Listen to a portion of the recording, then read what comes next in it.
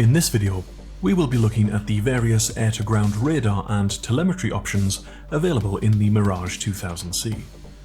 We will go over the use of the radar altimeter, the TAS air-to-ground ranging mode used in conjunction with air-to-ground weaponry, the VISU or ground mapping mode, the DEC or terrain avoidance mode, and a contextual situation where air-to-ground radar use may be useful.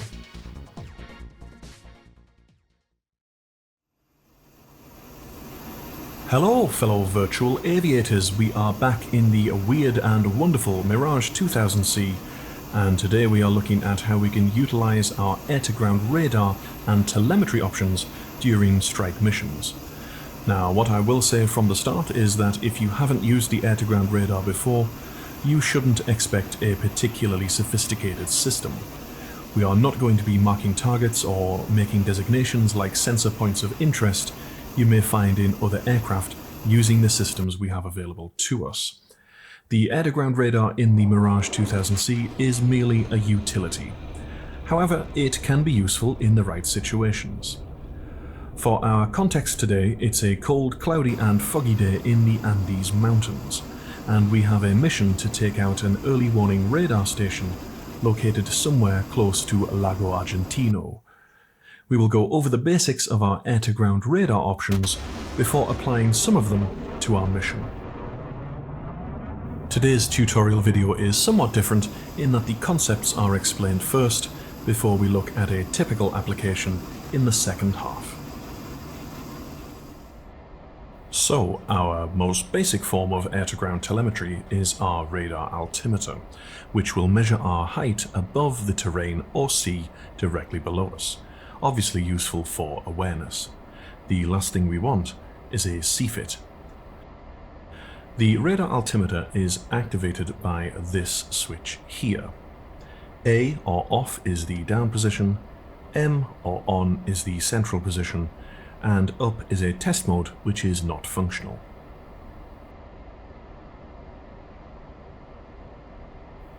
Above it is the altitude display switch, which selects which forms of altitude measurement are displayed on the heads-up display.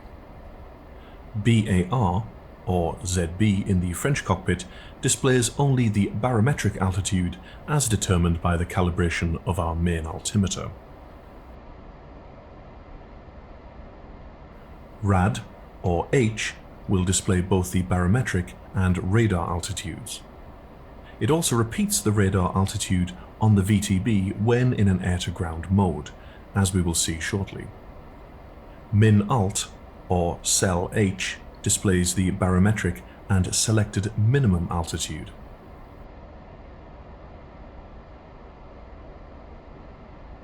The knob marked Rad-Alt is the minimum altitude selector. This allows us to set a radar altitude at which a warning arrow will be displayed on both the HUD and VTB when in air-to-ground mode. This acts as a safety margin in case we lose situational awareness. First, we will set the display switch to Min-Alt. We can then adjust the height to suit. So, for example, let's set it to 300 feet.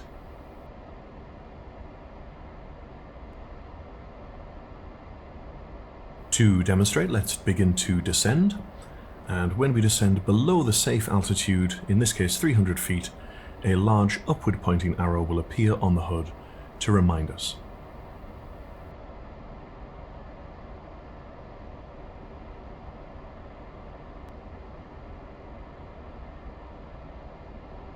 Similar information is repeated on the VTB when in an air-to-ground mode. With the radar altimeter switched on, we can see the radar altitude marked H for height in the center.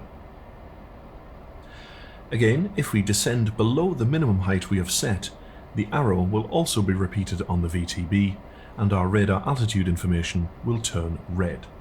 Further warnings of the possible need to pull up.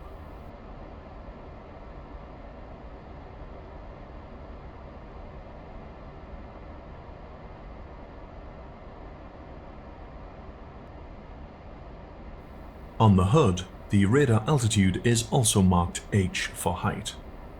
The radar altimeter only functions at altitudes below 5,000 feet above the surface. If you are higher than this, asterisks replace the displayed radar altitude.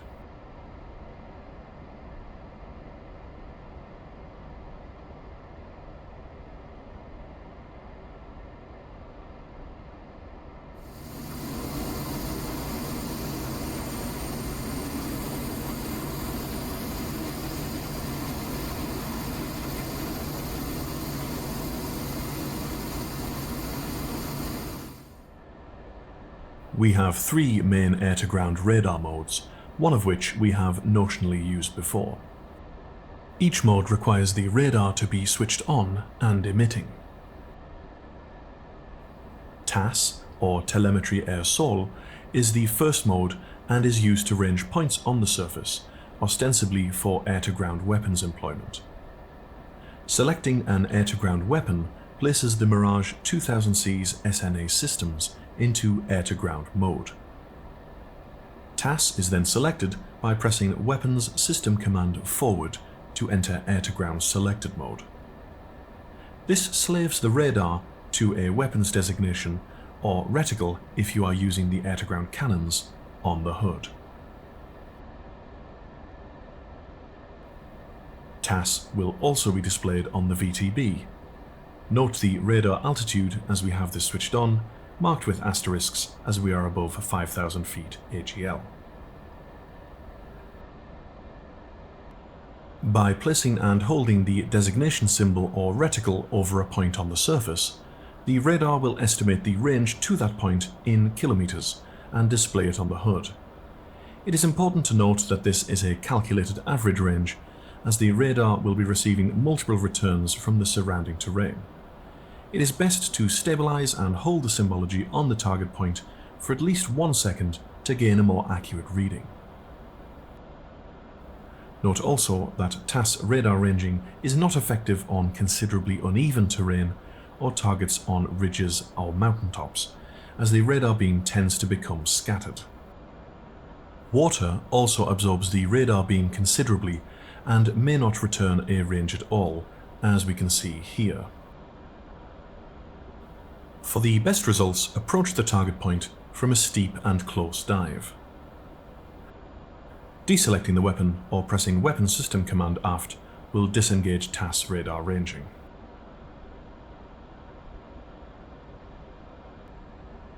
The second air-to-ground radar mode is Visualisation du Sol, or VISU mode. This is a ground mapping mode. Select the mode by pressing the TER, or VISU button in the French cockpit on the radar control panel. The button will illuminate to indicate its selection. VIS will display on the VTB to indicate ground mapping mode, and the screen will now display a representation of the raw radar returns received from the surface, giving us a basic picture of what is in front and below us. We can use the controls covered in the air-to-air radar tutorial to adjust the azimuth either to 60 or 30 degrees in this case, which is fixed to the aircraft's heading. The radar range at 40, 20 or 10 nautical miles, and the antenna elevation can be pitched up and down to adjust the area in scope. The number of bars in the sweep can be set to either 1 or 2. Setting it to 4 automatically selects 2 bars. The strength of the radar return is indicated by the brightness of the green areas on the screen. Terrain and physical objects will give a strong return, in other words, a bright green area. A black area can indicate one of two things: either a feature which absorbs rather than reflects radar emissions, such as water, or it could refer to terrain which is in shadow, that is to say behind hills or mountains which are blocking the return.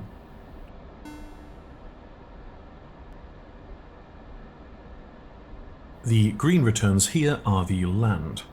In the distance we can see the ocean, which returns as a large black area. So here we've adjusted the radar scale to 40 miles and we can now clearly see that. With the scale set to 20 nautical miles, we gain a higher definition picture of the area being scanned, at the cost of range. The gain of the VTB can be adjusted with this knob here on the radar control panel. It is somewhat of an art form to adjust this until we can discern a picture of what we are looking at, and will require some practice.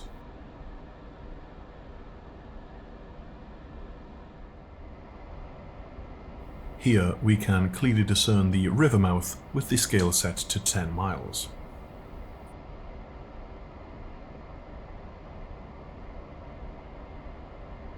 Ahead of us here we have 3 lakes roughly in a straight line, which are being identified by the 3 dark areas.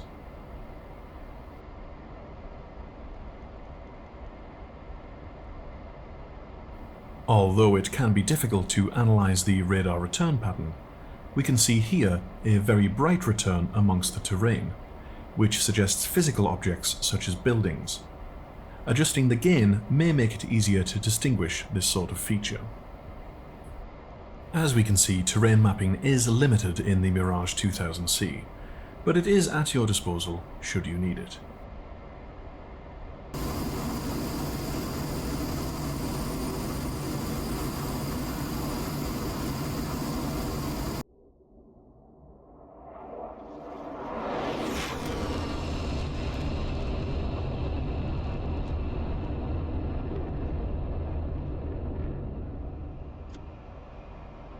The third air-to-ground radar mode is the one I find most useful, and is called DEC, or DEC mode. This literally means cutout, and is a terrain avoidance mode.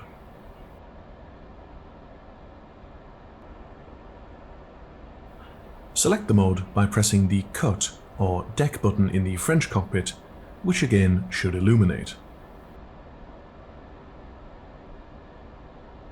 DEC will display on the VTB, and the screen will now display the raw ground return in 2 colors, red and various shades of green.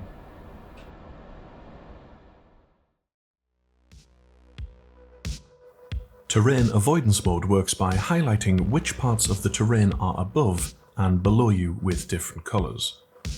Terrain above you is colored red, indicating that if you continue flying at your current heading and course, you may see fit into them. Terrain below you is highlighted green, with the brightness of the green giving a rough indication of how far below you it is, bright green indicating just below you, and darker greens further below you. Black areas indicate either an area in shadow, an area with high absorbance such as the sea, or a nil return. In this example, these peaks would show red as they are above you, and the terrain below would display green. Be cautious, however. Given the line of sight of the aircraft, it is likely that these areas would appear black as they are behind other terrain in shadow. As an additional safety feature, a clearance height depression can be set. This is the altitude difference below the aircraft at which the clearance height is set, between 0 and 5,000 feet in 100 feet increments. This creates a fictive aircraft from which the color gradient is then determined rather than the aircraft itself. In this example, some of the terrain below us would be marked red as a safety precaution. Again, be cautious as the radar shadows are still determined by the actual position of the aircraft, so the picture would likely be more like this.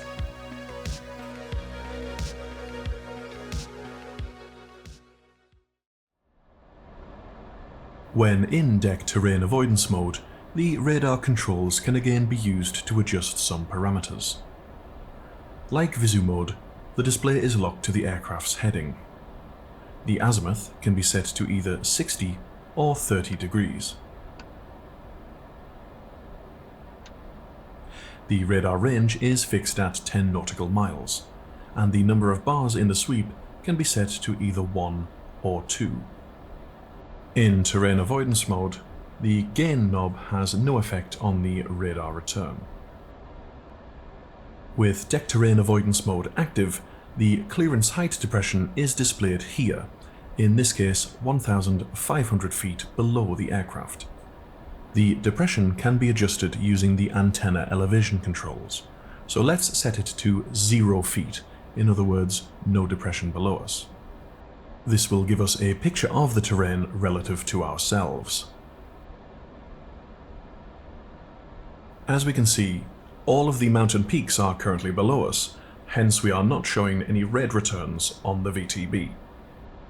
If we now descend into the valley so that the peaks are above us, this will change. As we can see, red returns directly ahead of us, corresponding to those mountains in front. As our radar cannot see behind these, we have a lot of black shadow area displayed on the VTB.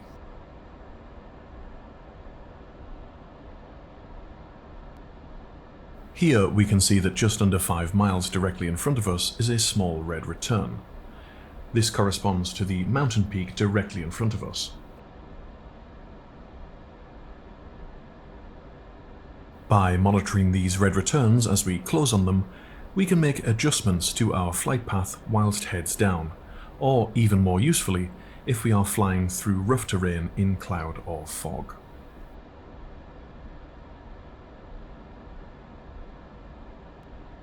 In this example, we have our clearance height depression set to 500 feet. Although the mountain ridge we are approaching is below us, we can see that it is displaying red as it is less than 500 feet below us. Through the careful monitoring of the radar returns, the radar altitude, and the aircraft's attitude, it is possible to fly through complex terrain without looking out of the canopy. Terrain avoidance can, to some extent, be also used when we have an aircraft locked in a PSID track-while scan lock during air-to-air operations. With the target locked, pressing the terrain avoidance mode button will overlay the terrain radar returns up to a range of 10 miles. However, I find that in doing so, tracked targets will often be lost more readily as the radar dedicates some of its power to ground mapping. Likewise, when the target is placed into a PSIC single target track, the terrain avoidance mapping disengages.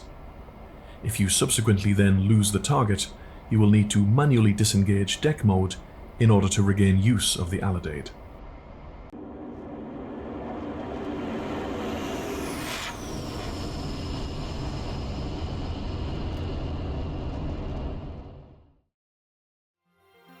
Let's now put some of these principles into action through the context of destroying an EWR.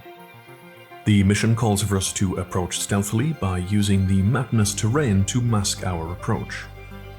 A flight of enemy Mirage F1s are stationed here at Rio Turbeo, and we want to avoid alerting them until as late as possible. We will ingress south through the Andes over the South Patagonian ice field, below the tops of the surrounding mountains, before crossing the border into Argentina, travelling as low as we can to avoid the radar. We will then aim to strike the radar from a low approach using a laser-guided munition. Our agent on the ground is already in position to mark the target for us. Elimination of the radar is urgent, so the mission must be flown immediately despite appalling weather conditions. We will utilize the INS bombing method we learned in our previous tutorial, hence we need to select an ingress point for our navigation fix. Our target is here. It is defended only by short-range IR SAMs. Our commander has presented us with 3 options for the ingress point: a television tower perched high on a hill here, a wind turbine located on Isla Solitaria here, and a water tower in the town of El Calafate here. The target radome is relatively small. In our previous tutorial, our ingress point was quite far away from the target, which was acceptable as it was a large industrial site.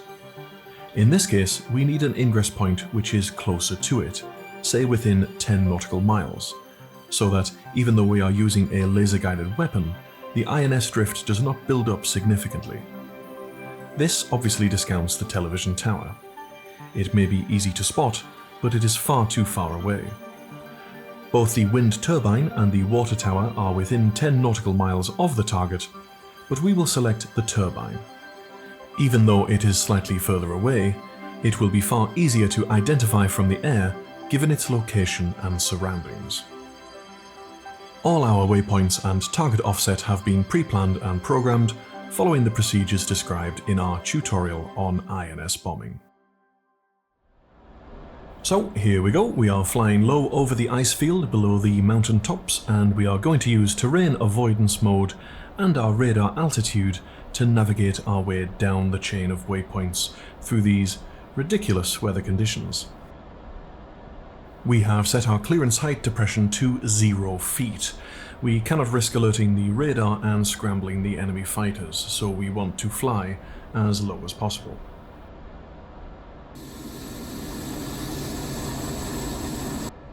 We are going to try and fly at about 500 feet above the ground throughout and steer towards the waypoints whilst avoiding the terrain. So let's just descend a bit, we're a little bit high.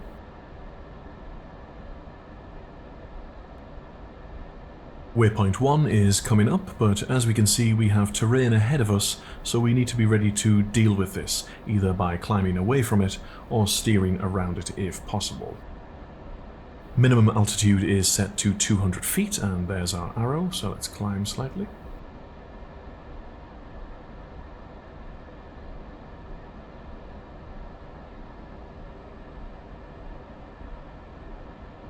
And we are within 1 nautical mile, so we will advance our waypoint to waypoint 2.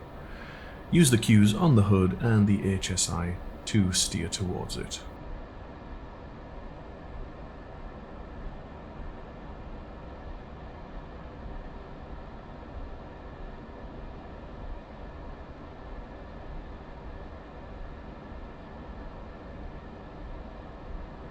That red return on the VTB doesn't seem like it's going away, so let's climb slightly to see if we can reach clearance.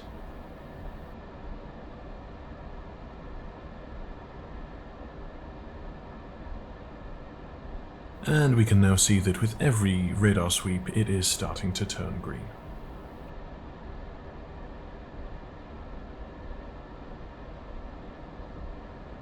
Coming up on waypoint 2, so we'll get ready to advance to 3. You can see a lot of black currently on the VTB, which means that we are very clear of the surface, so we can afford to descend slightly, again to maintain that stealthy approach.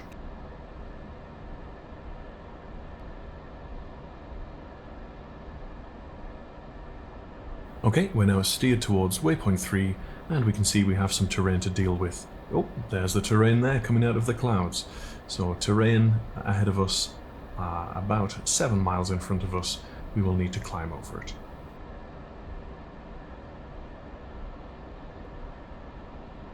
A small amount of upward pitch should carry us over this terrain. Keep scanning over the VTB and the radar altitude at all times to make your judgments. That red return directly in front of us doesn't seem to be going away, and we have a lot of shadow behind it, indicating that we are still too low. Oh, there we go, yep, definitely need to pull up now. And we're over it. Steering towards waypoint 4 now, which is at the southern end of the ice field where we will join Lago Argentino Lake. So not far to go now, hopefully we'll be coming out of this cloud and fog, and we'll be able to see where we're going soon.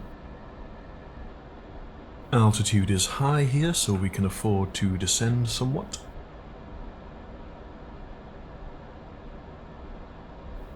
And there's the ice field surface. We're now very close to Lago Argentino, and we have evaded detection by the radar. So we'll get set up for our attack and contact our man on the ground. Shaba 1-1, this is in field 1-1-1, X-ray Kilo 2283 3000. I have GBU 24, 150 cannon. Playtime is 0 plus 60. Available for tasking. What do you have for us? Let's change over to terrain mapping for a change.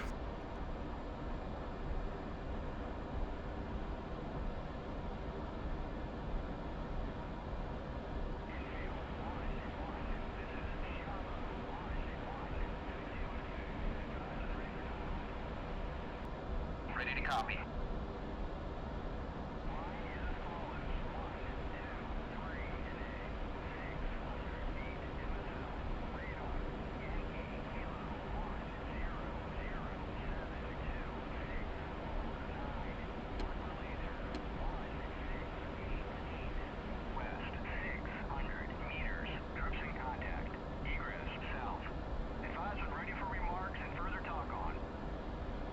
Copy remarks.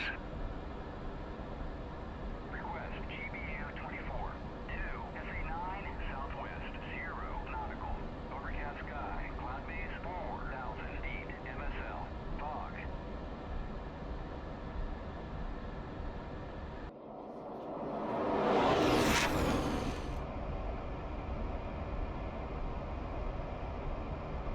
Now we're approaching waypoint 5, which is the point at which we will turn towards the target down the length of the lake. We will no longer have the cover of the mountains, so we'll probably be detected fairly quickly at this point.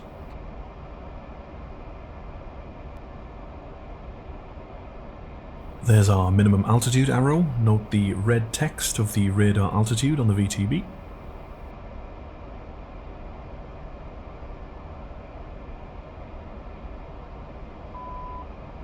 There we go, we've detected the radar, so we can be pretty sure it has detected us, so the fighters will be scrambling to intercept us.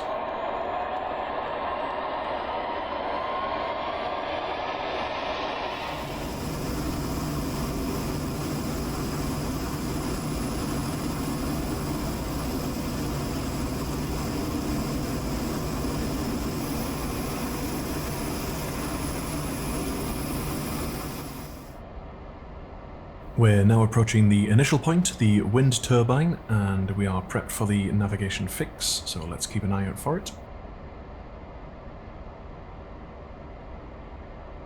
And IP fix, turn towards the target, and contact the JTAC to laze.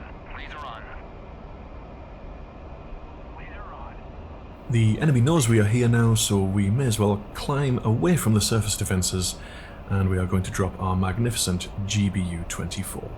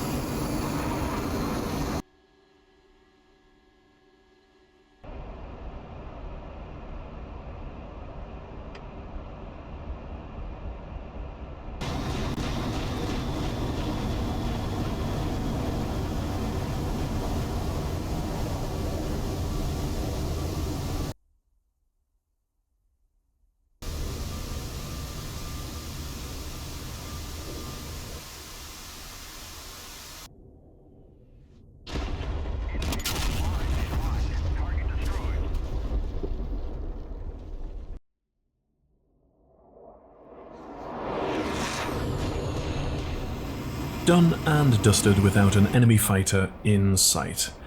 In fact, by utilising the air-to-ground radar to navigate our way through the terrain without detection, they haven't even made it off the ground yet. Plenty of time to make it back in one piece.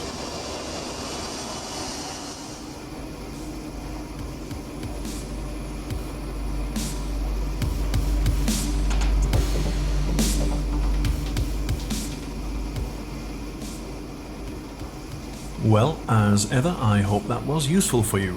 This is just one application of the air-to-ground radar in the Mirage 2000C. Let me know how you use it in your missions. With continued thanks to my patrons, especially Yan11, Lakota21, Plabs, and our new Reiver Wizzo, the awesome Blake Armin. Your support is my ambrosia. Feel free to do the usual thing, like, subscribe, comment and share, but until next time, virtual aviators, I look forward to seeing you online in the skies. This is Reiver saying, last call.